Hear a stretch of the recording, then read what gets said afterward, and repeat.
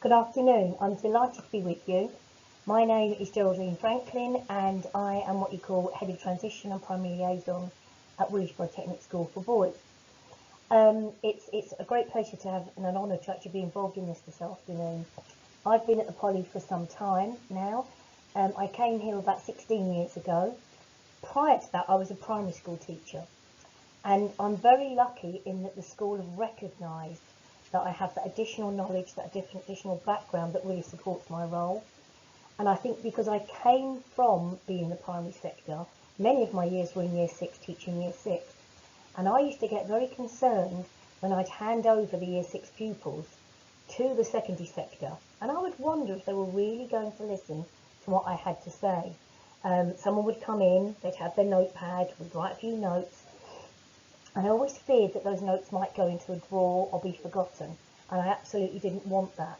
And I'm very lucky, actually, having come to the Poly, because I was initially head of year 7 because of my background.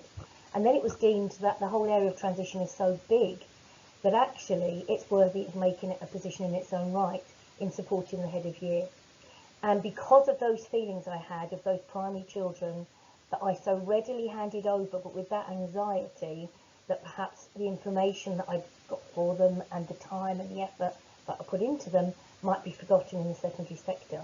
So in my role, I'm very aware that primary teachers, they build relationships, they work very, very hard at the care aspect of education, and it's really important that we continue that in our jobs as secondary teachers. So I'm going to talk to you a little bit then about how we do this.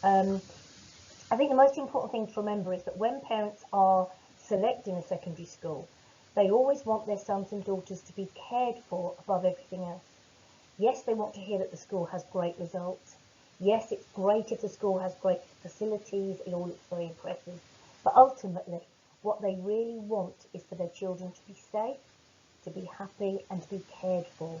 And I think even as a parent myself, that's what supersedes everything else.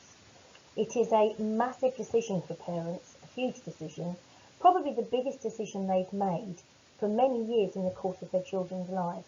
So they really feel a deep-rooted kind of anxiety, and in many cases so do the children. So I see my role as a very massive role, actually, in ensuring that that journey from primary school to secondary school is a seamless one. We start that whole process really by fostering really good relationships with our feeder schools. We actually have about 41 feeder schools, but our main kind of cluster is made up of about 7 primary schools. And we work very closely with them. We go out to them and do lessons. They come in here and do observations. We have groups of children come in. We do music, art, DT, science. We do lots and lots of working together, even sometimes putting performances together, so that there is a good connection between our primaries and ourselves. And that means that the children already feel a kind of connection before they even start the process. And I think it also makes staff feel reassured that they're dealing with somebody they know and with a school that they know. We also do a number of transition talks. I will go out and I will talk to year 5 in many of our local schools. I will also talk to year 6. And in many cases, when children have their school position and they know they're coming here, I will not only go and talk to them generally, I will go back and do a kind of general transition chat to give them some key pointers of the kind of things they need to know. Also, I'm very aware that some children are vulnerable or particularly nervous, and some parents are very nervous too. So I do organise, on parents' request, a sort of one-to-one meeting, and that seems to work really well, because I make my notes and we have a long chat and we do a little kind of tour of the school, and the parent and the child leave feeling heard and feeling that they're sending their son or daughter, in the case of the girls' school, to a school where there is care, where there is understanding, and where someone is kind of has got the corner of that child, as it were. In addition to that, I visit every school that our children are coming from, and I meet the pupils. So we meet, it might be 2 pupils, it might be 25.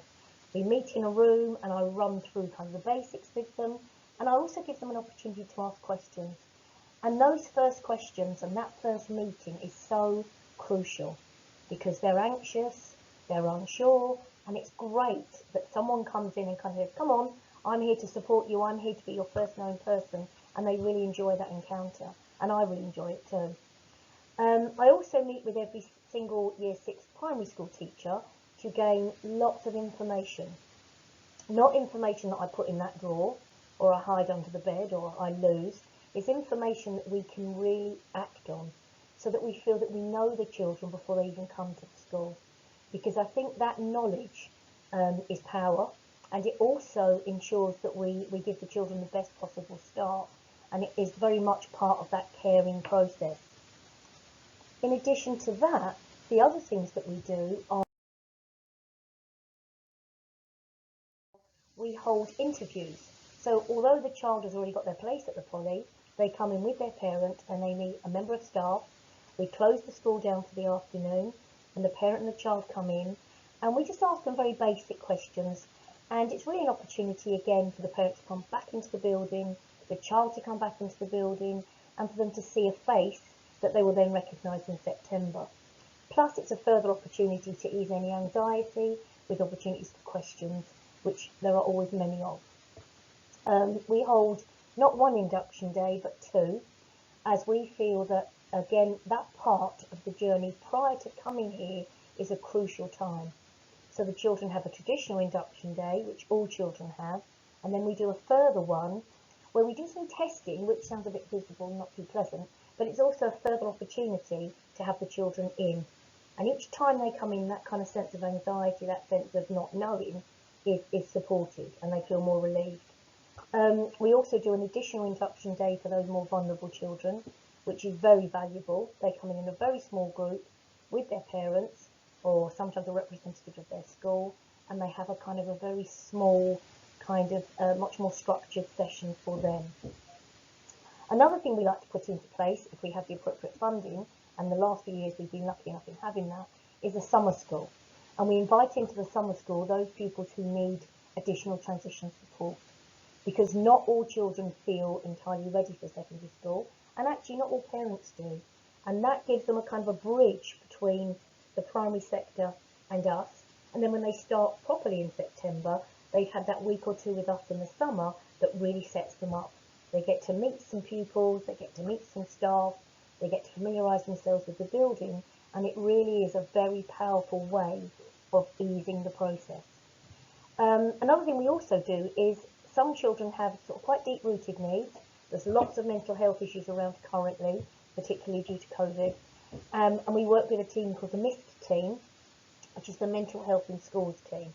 If we feel there are children coping with really serious mental health issues that might need to be addressed before they come into us in September, we can also refer them for that kind of support.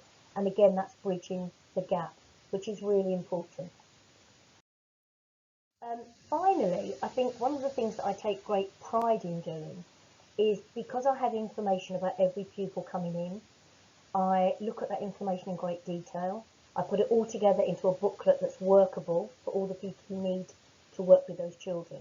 And I ensure that the head of Year 7 who comes along to work with me meets the needs of those children.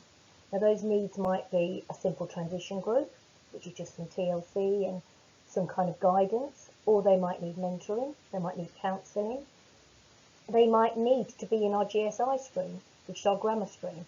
They might need to be in our ACE programme, which is for those pupils who perhaps need more support with their learning. But whatever their particular need is, we try to ensure right from the outset that we're meeting those needs. And again, that ensures that anxiety is quickly kind of squashed, the parent feels supported, the child feels supported, and we hit the ground running. And I think that's definitely the best place to start, because I very much see Year 7 as the foundation for everything else they will then build on in the future. I'd like to end by saying I think that the key to what I do, and I've always believed this as a teacher in my very long career, is that we recognise that each child is an individual, and we care for each child as an individual. And that care can take all sorts of forms, from the most simple little bit of support to welcoming that child in the morning and making sure we say to the tutor, just keep an eye on him, to quite intensive counselling support, or maybe Calm Club, or maybe quite a bit of time in SEN, or maybe EAL support. But the support the child needs can vary quite dramatically. but we do our absolute best. And in my role, I see that it's absolutely crucial that I ensure that the child's individual needs are met. And if you treat children, I think, as individuals, right from the start of their journey in the primary sector, with all that information that we've gleaned from their past and put together, I think you're giving them the best platform from which to move forward. And I think I've always believed as a teacher in my many years in teaching that before children learn, before children progress, before children hit those great achievements they can hit, they need to feel supported, they need to feel that somebody cares, and they need to feel that they're in a safe and happy environment. And I can say quite confidently that that's something within our Year 7 team and throughout the whole pastoral team that we aim to do really well. And as I said, the journey doesn't start here with us in Year 7, it actually starts way back in Year 6. So that's the end of my presentation. Thank you very much for listening, and I hope that it's given you some tips regarding the transition process and told you a bit about what we do here at the Poly. Thank you.